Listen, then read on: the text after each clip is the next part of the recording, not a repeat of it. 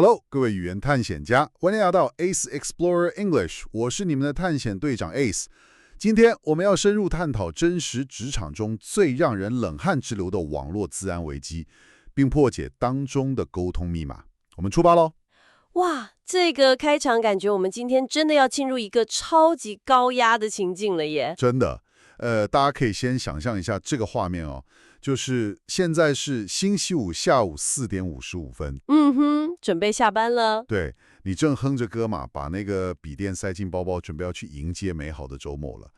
结果突然之间，整个办公室的气氛瞬间凝结。哦，最怕空气突然安静。没错，然后你们部门所有的荧幕上突然跳出那种红色的安全警报，系统还在那边狂响。哇，这真的会让人直接吓出一身冷汗耶。对啊，结果发现原来是财务部的某个同事，他不小心点开了一封伪装的超级完美的网络钓鱼信件。这种事情其实在企业里面蛮常见的了。没错，所以我们今天就要来聊聊，在接下来的这关键60秒内，你开口说的第一句话，其实就会决定公司到底是会损失惨重，还是能够成功守住防线。确实，这就是我们今天要探讨的核心了。对，今天我们的任务就是要透过一份名为《Business English in Action》第36集的素材，也就是关于 cybersecurity 的真实职场对话记录，来全面拆解这种让人心跳漏拍的时刻。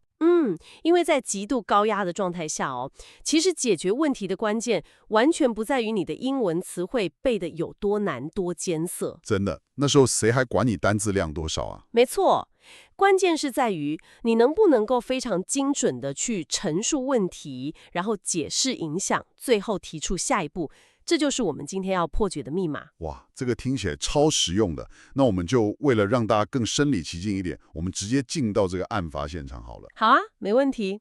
这份文本里面设定了2个很关键的角色，他们正在处理一场刚刚爆发的资安警报。你可以先帮我们分析一下这2个人吗？没问题。首先登场的是 Character A， 他是位资安经理，也就是 IT Security Manager。主管级的。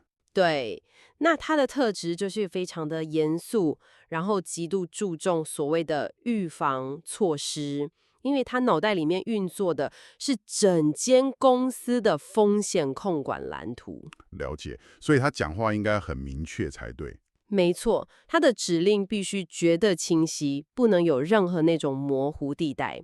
那另一位呢，则是 Character B， 他是一位系统管理员 （System Administrator）。就是真正在第一线敲键盘、拆炸弹的那个人，对吧？哈哈，对，这个形容很贴切。Character B 具备非常深厚的技术背景，他行事很谨慎，而且反应要非常迅速。因为他就是那个双眼紧盯了一幕代码，看着那个防火墙数据在那边狂跳的人嘛。完全正确。所以这2个角色的互动，其实就为我们示范了在危机引爆的当下，管理层跟技术层要怎么搭配出一个完美的对话节奏。好，那我们就直接来模拟这段对话。我来扮演那位紧盯风险控管的治安经理 A 好了，那就由你来扮演在键盘前冷静应对的系统管理员 B。没问题，我准备好了。大家现在可以稍微闭上眼睛感受一下这个虽然没有人在尖叫，但其实充满张力的急救现场。那我们就开始咯。来吧。We need to look at this before we move forward. A suspicious email triggered a security alert, and the IT team must contain the risk before any breach spreads. I agree. Right now, the main issue is that a firewall alert was triggered. A possible vulnerability is still open, and employees may click unsafe links. This may be a cybersecurity incident, not a simple error. The firewall blocked part of the suspicious traffic. That makes sense? What would be the safest next step from your side? We need to patch the vulnerability immediately. Please do not open links from unknown senders. Understood. I'll take care of the follow-up and make sure the final version is clear, practical, and ready to use. 念完这段对话，我都觉得我们录音室的冷气好像突然变强了耶。哈哈哈，气氛瞬间严肃了起来，对吧？真的，而且大家有没有注意到一件很奇妙的事情？怎么说？就是这明明是一个可能会让公司机密大外泄，甚至明天可能就上新闻头条的超级危机时刻哦。但是这两个人讲话，却异常的平静哎。没错，完全没有情绪起伏。对啊，没有任何情绪化的字眼，也没有人在那边大吼说"天哪，是谁搞的鬼"，更没有人在互相推卸责任。其实这不是偶然啦，这种冷静是经过专业训练的危机沟通模式。哦，怎么说？在事件应变，也就是 incident response 的领域里面哦，有一个所谓的黄金时间。那在这个时间窗口里面，最大的威胁其实往往不是隐藏在网络背后那个看不见的骇客哦，咦，不是骇客，那是谁？反而是公司内部的员工，因为资讯不透明，大家不知道发生什么事，所引发的那种恐慌跟混乱，那才是最致命的。哇，其实你这样讲，就让我联想到那个医院急诊室里面的减伤分类耶。哦，这个比喻蛮有意思的，你说说看。就是假设今天有一个满身是血的病患被紧急推进急诊室的时候，你绝对不会听到旁边的医生大喊说"天哪，怎么流这么多血？我们该怎么办？"对吧？如果医生这样喊，病人应该会更恐慌吧？没错，医生一定是非常冷静地喊出一些特定的医疗术语，比如说什么血压80/50，准备输液之类的。对，非常果断。那当这个特定的术语一喊出来，它其实就是发送了一个很强烈的心理讯号给整个医疗团队。就是在告诉大家，这是一个我们已知的情况，而且我们有一套标准作业程序来处理它。这个急诊室的比喻真的非常精准呢。其实，在这段 IT 对话里面，也是一模一样的道理。哦，所以他们用的字眼也是有这个功能。对啊，你听他们用的那些专业名词，像是网络资安，也就是 cybersecurity， 或者是防火墙 firewall， 还有漏洞 vulnerability， 这些词就扮演着跟医疗术语一样的功能。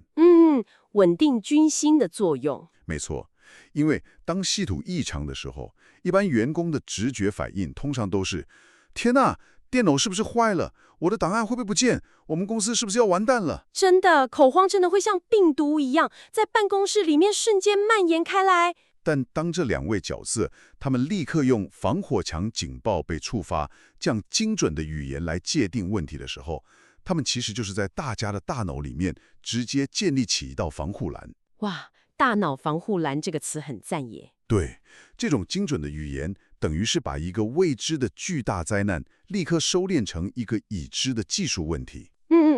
就是从我要死了，变成这只是个需要动手术的问题。完全正确。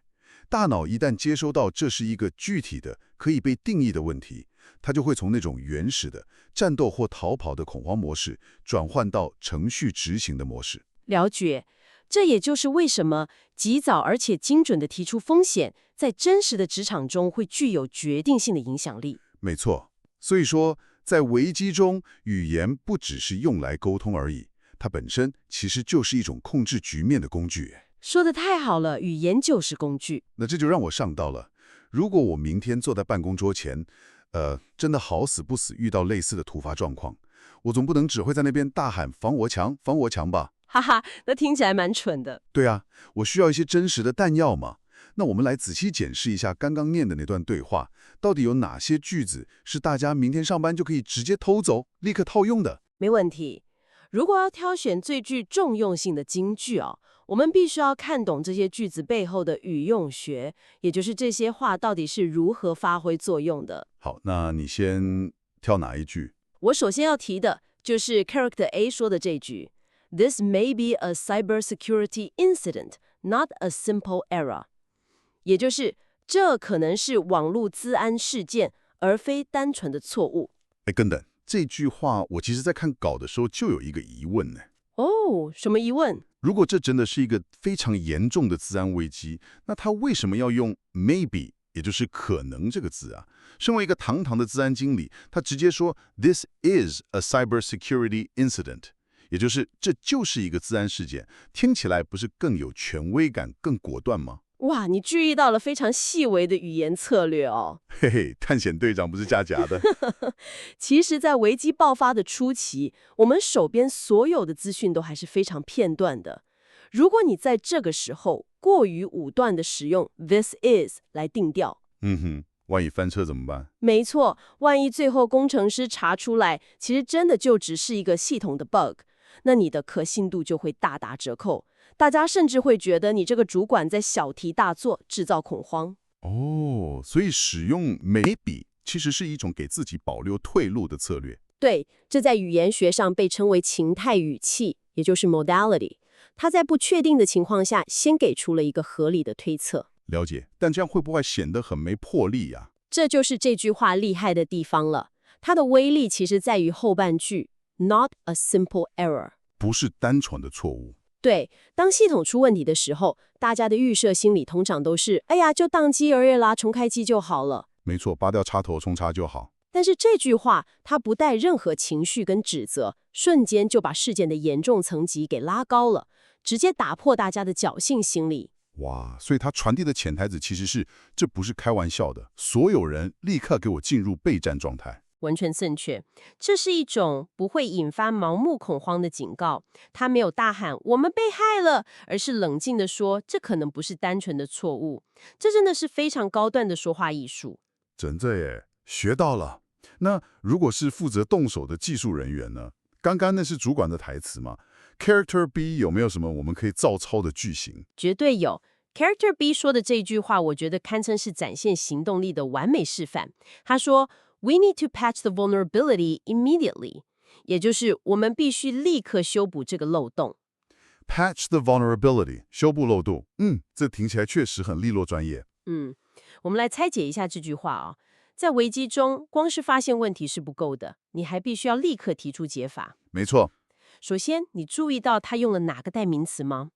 他用的是 we， 也就是我们，而不是 I 我。哎，对耶，他没说 I need to patch， 为什么？明明是他要去修啊。因为在职场危机中，使用 we 可以创造出一种共同承担责任的团队氛围，这比你孤军奋战地说我现在要去修漏洞，更能稳定整个团队的军心。哦，就一种大家都在同一条船上，我们一起解决的安全感。没错，再来，他用的时间副词是 immediately， 也就是立刻。说到这个，老实说，我以前在办公室最常听到的是 as soon as possible 耶。就是那个 ASOP。对，但 ASOP 其实是一个超级模糊的词。你的尽快跟我的尽快，搞不好中间差了3个小时。哈哈，真的耶，我的 ASOP 可能是下班前，老板的 ASOP 可能是3秒后。所以在紧急状况下 ，immediately 是一个没有讨价还价空间的词。这句话展现了不容置疑的专业度。它等于是告诉所有人，破口在哪里，我们已经找到了。现在此刻，我们正在把它堵起来。哇，这2句真的超级实用，一句用来定调问题的严重性，另一句负责给出明确的行动方针。对，抄下来，明天就可以用了。不过我自己刚刚在念这份文本的时候，其实对里面的一句话蛮有意见的。哦，哪一句让你觉得有问题？就是那个主管 Character A 说的 "Please do not open links from unknown senders"。也就是请不要开启来自未知寄件者的连接。这句怎么了吗？难道你不觉得这句话听起来非常像在对幼稚园小朋友说话吗？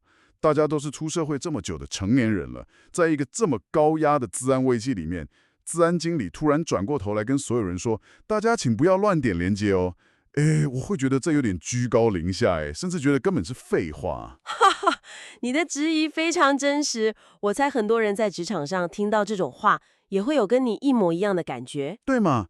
他不能讲一点更高深、更专业的东西吗？但这正是这句话在危机沟通里面有价值的地方哦。什么意思？废话有价值？心理学研究指出，人在面对高度压力的时候，会出现一种所谓的认知隧道效应 （cognitive tunneling）。认知隧道？对。在那种极端高压的状态下，人类大脑处理复杂资讯的能力是会直线下降的。也就是说，人的智商跟判断力在那一刻是会暂时打折扣的。哦，你的意思是说，当办公室警报狂响的时候，大家其实脑袋都宕机了。这时候，就算你跟员工解释什么防火墙的阻挡协定是怎么运作的，他们根本一个字都听不进去。完全听不进去。在极端压力下，任何复杂的指令注定都会失败。这时候你需要的是什么？是最绝对、最简单，甚至听起来像废话的指令。哇，退回到最基础的防线，这其实是危机管理的特征，而不是缺点哦。因为你再强大，几百万级别的防火墙，也防不住一个因为慌乱而随手点开恶意连结的普通员工啊。原来如此。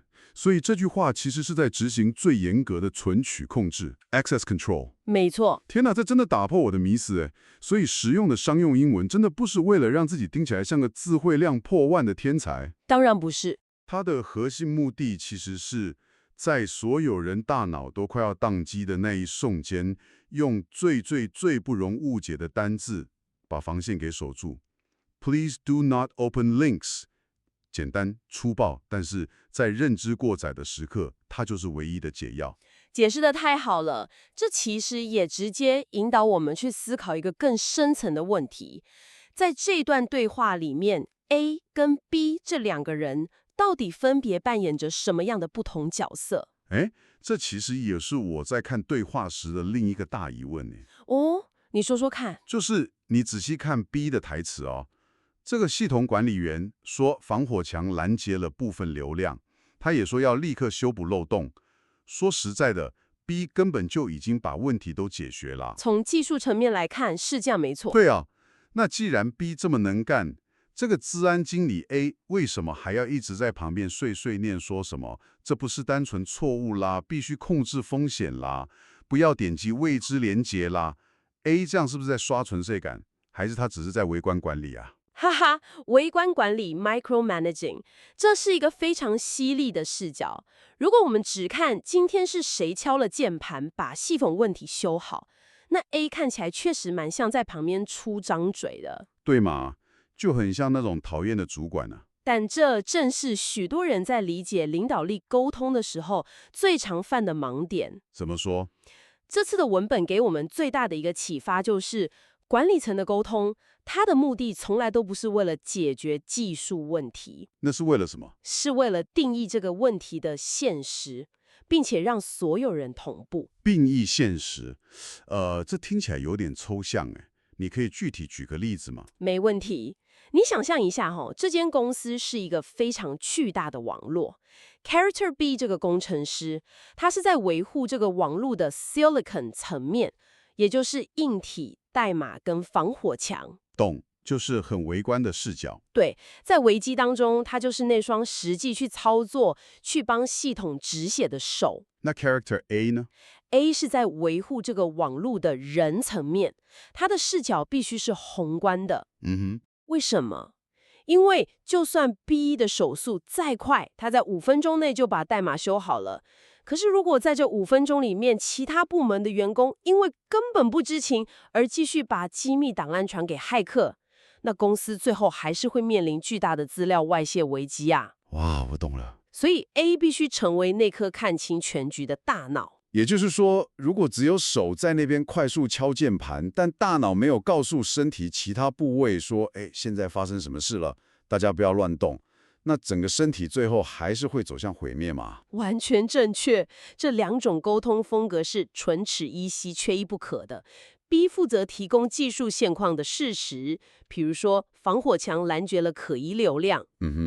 而 A 的工作呢，就是要把这些冰冷冷的技术事实转译成对整间公司的影响，然后赶快下达非技术性的行政指令。哇，这完美契合了我们一开始提到的那个黄金沟通法则耶。没错，就是 B 负责陈述问题 （state the problem），然后 A 负责解释影响 （explain the impact），最后 A 跟 B 再共同提出下一步。Propose the next step， 就是这个黄金三角。这也就是为什么 A 绝对不是在刷存在感。在任何的危机里面呢，技术永远只能解决一半的问题，剩下的另外一半永远都是人的行为管理。真的。如果缺乏 A 所建立的这道心理跟规范上的防护罩，那 B 在后面修复再多漏洞，一切都是徒劳无功的。经过你这样一层一层的剥开，我现在再回头看这短短几句对话，简直像是在看一部非常精密的心理战术手册耶。其实语言的背后都是心理学啊。今天我们真的从一场虚构但又无比真实的治安警报当中学到了太多东西了。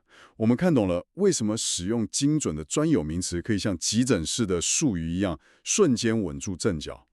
建立大脑防护栏。对，然后我们还拆解了像是 we need to 跟 immediately 这些词汇背后的团队动力学。